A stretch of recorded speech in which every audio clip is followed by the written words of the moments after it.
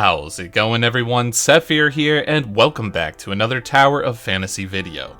Today is going to be day 50 in the Ultimate Guide series, and we have a ton of new information on Cobalt B, as well as some advice for the Sequential Phantasm, because I see a lot of people asking questions about that.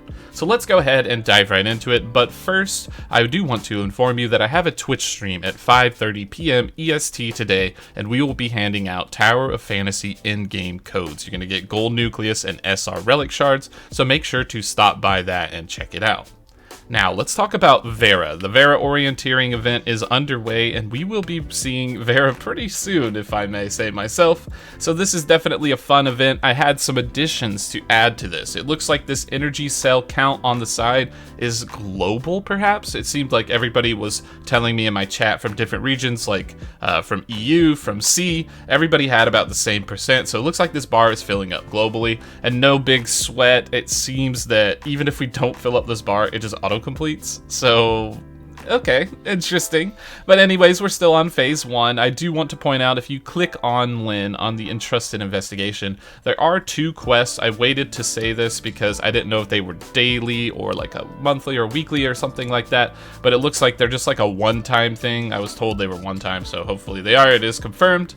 So that is available, so make sure you go ahead and do those quests. You will pick up some nice currency proof of, what is it called? Proof of contribution? There we go. Proof of contribution, which you could use to turn in and cash in with the Journey store. So make sure you're keeping on top of that and adding in and getting all the phase 1 stuff before phase 2 unlocks. So with the Vera Orienteering out of the way, I wanted to talk about something important, and that is going to be Cobalt B. Cobalt B's story is currently in the game, so you can check that one out. You will receive a red nucleus and 100 dark crystals for completing her story. It's definitely really cool. I won't do it on stream because I don't want to spoil anything, so go ahead and dive into that and see what it's all about. And in addition to that, Cobalt B is in the game, like right now, like as a weapon. So if you go to weapons and you go to warehouse, you can scroll down and you can see the flaming revolver here, and you can see exactly what it does. You can see all of its abilities, and I will have a full video coming out to cover this. I'll have like a summon or pass video for Cobalt B that will help advise you whether you should get this character or not. But the major change that I see is that its shatter ability is going up to 12.5 from 6. So that's quite a big jump. So Cobalt will be a shatter character, which is definitely interesting to see and a lot different from the other version of the game. Her numbers have been adjusted, but like I said, we'll go into full details on that later, but just know that this is there and that is something you can check out.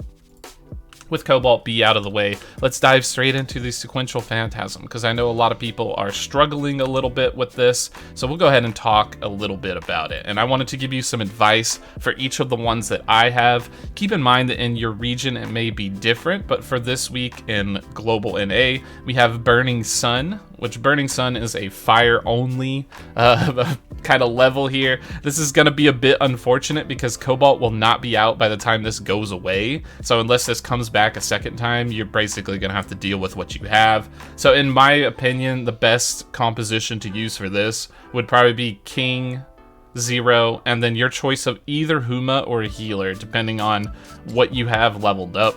So that's going to allow you to do the most damage. The relics I would recommend is Kuant and probably Lava Bomb. Lava Bomb does do a lot of damage. It's a bit janky in the way you have to throw it. You have to stop moving in order to get the bomb to like trigger the aim thing, and then you chuck the bomb, but it does do a lot of DPS, so it could be something to help you along your way. So I'd recommend those 2. And if for some reason you have a high type V armor, like a high level type V armor, and you have that burn flame damage or the missiles, then you could consider using that. It might actually do wonders here, so it would be pretty interesting to see. But let me know what kind of score you get on this one. It can be tough because it's just straight defeat enemies and it's fire, and I don't think a lot of people have Huma or King leveled up too high. Maybe some people have King, but definitely not Huma that much. But let me know if you're a Huma main. Now is your time to shine. It is time to rise up in the Burning Sun Fighting Spirit Challenge. With that one covered, let's talk about Barrage Lightning Steel, which is the next one for me. This is going to be a physical and volt combination damage level, which is perfect for me because I have Shiro and Samir and Nemesis. So the best combination would be here Shiro as a shield breaker, then you could use either Samir or Crow as your damage dealer for lightning, and Nemesis as your third unit, which will bump up your volt damage, which will allow you to do a lot more DPS. So that combination will work very well. I would recommend Kuant and Magnetic Storm as the relics for this one. It will get you pretty far, but this one is essentially you just need to kill enemies and dodge bullets. That's it. Dodge bullets, kill enemies. So I think that in that sense, Samir is a little bit stronger than Crow because Samir is like a ranged, mid-ranged character who can kind of avoid these bullets a lot easier, whereas Crow is full melee and will probably get hit by them. But Shiro and Samir definitely do wonders here.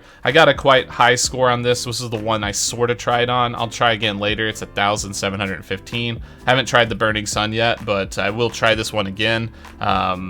Because I feel like I just went in, I just wanted enough points to get the Matrix roll so I could roll on stream. That was literally all it was. But I'll go in and get a better score here later. Let me know what you get down below. And then finally we have Survival Long Night, which is pretty interesting because this one has a lot of mechanics that you need to overcome. There is a mob that spawns with this frost aura, and if you get stuck in it too long, you're just completely frozen solid.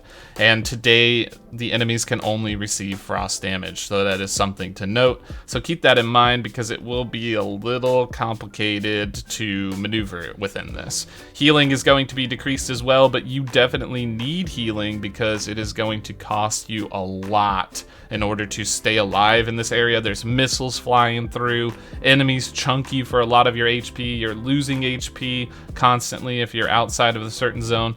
This level is definitely super crazy, and you get more points based on the amount of enemies you kill or down in that time. So the more you kill while running around and trying to survive is going to be the way you're going to obtain the maximum points.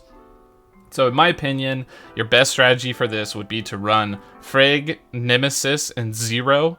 You could consider replacing Zero with Tsubasa just to get the Frigg 15% ice damage if you feel you have healing covered enough. But in my experience, Zero and Nemesis make this a lot easier because you'll have the double healer bonus, and having the shields and the heals to deal with all these enemies will allow you to actually survive the long night, which will end up resulting in a higher score point. Go ahead and let me know what you get down below, but as far as the relics go, I would recommend Kuant and Magnetic Pulse, because Magnetic Pulse will get you out of crowd control effects, so if you do mess up and you get CC'd, you can use that. I know some people use the Omnium hand cannon to create a pillar and stand on top of that because you can't get frozen there, so you could try that, but I don't know if you'll get that many kills while standing on top of the Omnium pillar.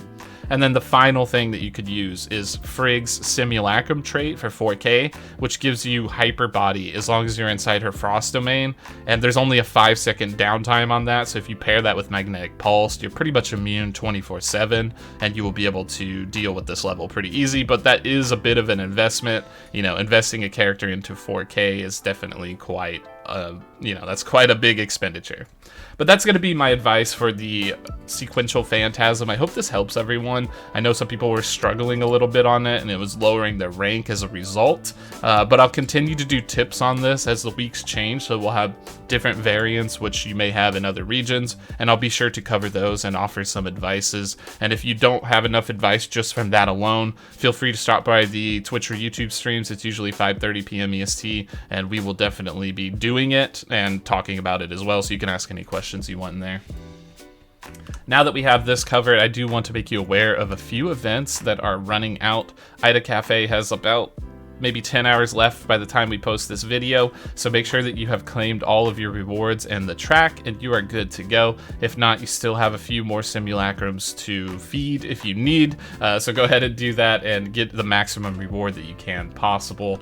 On top of that, we also have a new Void Rift, which has been refreshed today. It's the Aberrant Franken. So if you want to go ahead and take him out and get your chance at some SSR matrices, go ahead and feel free to do so. And then on top of that, the Wormhole will be resetting very shortly, about 16 hours or such. So make sure you have cleared Ursa Major one time on the Endless mode so that you get your 30 gold dust per level, which will be an additional 240. Comboed with the cycle rewards, which will be the 400, so that'll definitely help you out and get you well on your way to earning more gold legendary gear. And then the last thing that I have to talk about is that we have a 3-day warning for the Apex League.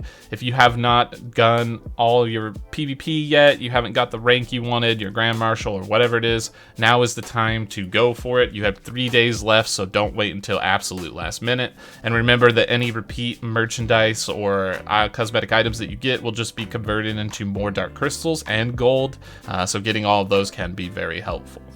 Alright, that's going to be it for this one. Thanks for watching, everyone. I truly appreciate that. Make sure to subscribe, like, and hit the bell if this information helped you at all whatsoever. And be on the lookout for my Cobalt B summon or pass video, which should be coming out maybe later today. We'll definitely check that one out. Also, we have that Twitch stream at 5:30 p.m. EST, so stop by and perhaps win some codes. It definitely could be a fun time. Thanks for watching, appreciate that, and we will see you in the next video.